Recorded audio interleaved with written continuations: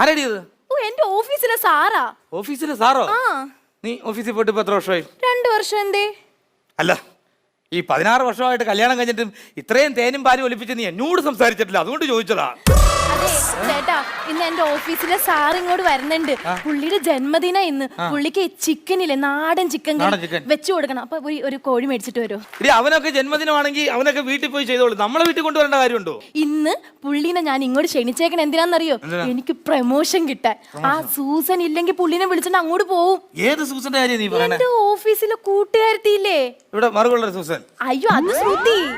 വയറിൽ പാടുള്ളത് അത് വിൻസി. അപ്പൊ ഈ ചെവിയുടെ കീഴിലൊരു കുരിപ്പുള്ളൊരു വേണുണ്ടല്ലോ, മഞ്ജു. സൂസൻ ഇത് എവിടാ മറുകെന്നറിയില്ലല്ലോ. ഇപ്പൊ അതാണ് ഇവിടത്തെ വിഷയം. അല്ല, എനിക്ക് സൂസൻ എവിടെ മറകില്ലെന്ന് അറിയില്ല, ഇവന് അവിടെ ഉറങ്ങാൻ പറ്റത്തില്ല, അതല്ലേ? ഇത് മനുഷ്യ എന്നെ കൊണ്ടൊന്നും പറയിപ്പിക്കരുത്. നിങ്ങൾ പോയി ഒരു നാടൻ കോഴി മേടിച്ചിട്ട് വാ. എടി, ഈ സമയത്തിന് നാടൻ കോഴി. എടി, ഒരു കാര്യം ചെയ്യ്,